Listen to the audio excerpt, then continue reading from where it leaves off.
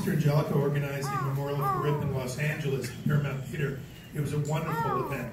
And Rip's first cousin, Sissy Spacek, was able to speak there, and she wanted to share her thoughts with us here today. So I'm going to invite two of Rip's other cousins up, Ashley and Rosemary. I'm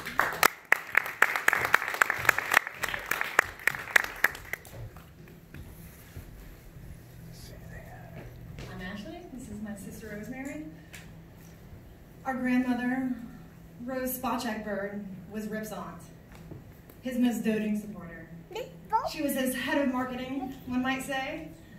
When Rip was a student at the University of Texas at Austin, where his son John, of course, a whole generation later, would crash on her bed in their guest room, Rose would spread the gospel of Rip's gifts through all of Austin. She was the president of all the Austin Society clubs. She talked Rip up to the Austin Ladies Club, the Austin Bird Society, the Austin Women's Art Club, about her devilishly handsome nephew, the agriculture student, and sometimes actor, who was the brightest of stars. Boy, howdy, as she'd say, was he going places. And Rose, as always, was right. Rip worshipped her, and she him. Rose was also right about her niece, Sissy Spacek, whose symbiotic stardom hot on Rip's tail after having crashed on his and Jerry's sofa as a teen, trying to break it into the acting scene here in New York. This was just another colorful swatch in the tapestry of our absurdist family history. Rosemary and I will share momentarily Sissy's own words. Rosemary? The influence of Rip on my formation was multi-generational. Rip's mother, my Aunt Thelma, remained my pen pal until her death. His sister, my Aunt Pat, was a home I grew up visiting every summer, growing friendships with her children, some of whom are here today. Perhaps Rip's greatest gift to the world, and especially to me, was his children. 4 of them, Danae, Angelica, Tony, and John, were like extensions of siblings growing up. We weaved in and out of each other's lives in integral ways in Texas, Los Angeles, and New York City, effortlessly somehow. Growing up in and around the Torn family was a whirlwind of connection, fun, curiosity, adventure, and love as a child and young adult. Rip had an infectious energy and love and tenderness, and he's a legend to me. Besides Rip's indelible mark on the history of stage and film, he was first a family man. Warm and inclusive, a Southern boy, Rip nurtured and valued his family most of all. In honor of the special relationship our cousin, Rip's beloved first cousin, Sissy Spacek, has shared in our family history, we would like to share Sissy's own words with you. Rip and I were cousins. His mother, Thelma, and my father, Edwin, were brother and sister. Thelma and Eddie were Spaceks. We were all part of a family whose ancestors immigrated from Moravia in the Czech Republic and settled in central Texas. Rip was 18 years older than me, so by the time I was around 6 or 7, he was already well into his acting career. In fact, some of my earliest childhood memories are of all of us gathered round watching Rip on TV. It was exciting, we were proud. Nobody else in our little town even knew an actor.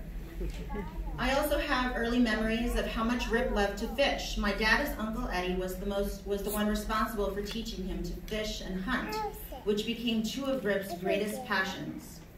Oftentimes Rip would stop to visit us in Texas on his way to or from the east and west coasts. I remember one time Rip came through Texas just to go fishing with my dad. But before they headed out to the lake, Rip turned all of his clothes wrong side out, and that's the way he wore them.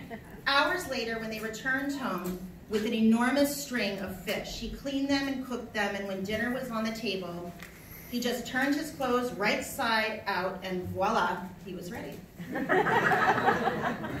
Rip may have only brought 1 set of clothes for his trip, but he brought all of his fishing gear. That was Rip.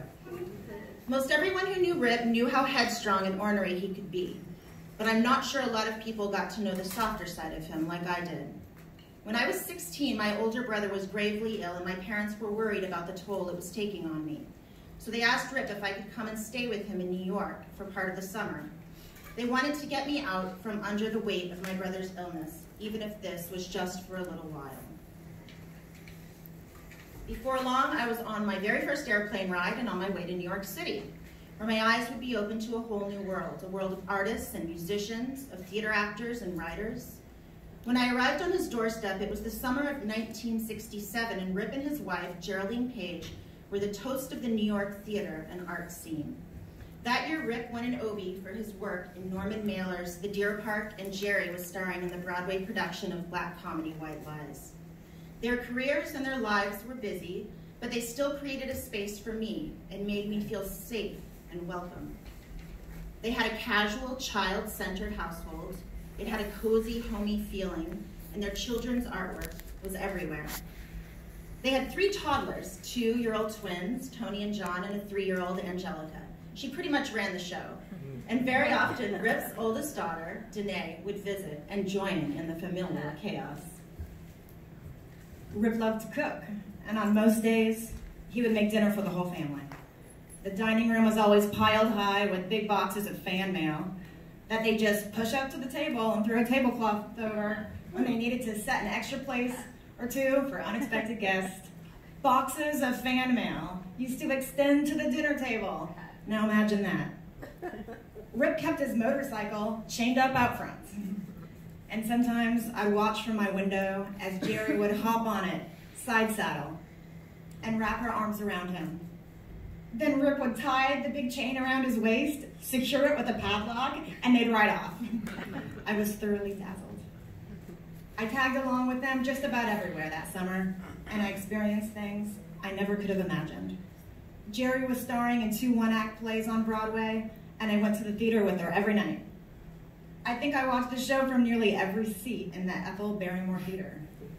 On Wednesday's matinee, Rip would bring me and the children there between the afternoon and the evening performances, and order spaghetti and meatballs from Sardi's, which we'd eat in her dressing room.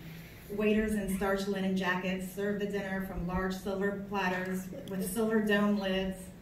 It was a far cry from the Dairy Queen in Quitman, Texas, and it was a world away from what was looming back at home where my brother was so sick. That summer, with Rip, changed my life forever. He opened a window into a world that I never knew existed, and it was an experience that would shape my future. A few years later, I told Rip that I was thinking about pursuing an acting career, and I asked him for advice. He told me 3 things. If you want to be an actor, do it for the right reasons. Do it because you love the work, not to see your name up on that marquee. And study. Make sure you have a process. And then he said, oh, and Sissy, don't tell anyone we're related. It won't help. And it might just mean that you never get a job in this business. Rip was a unique talent and a true character. He was as brilliant a comedic actor as he was a dramatic actor. He was a fisherman, a Texan, a lover of his family, and always an inspiration to me. He leaves behind quite a legacy, 6 amazing children, and his incredible body of work. Rest in peace, Rip. I love you, and I hope the fish are biting up there.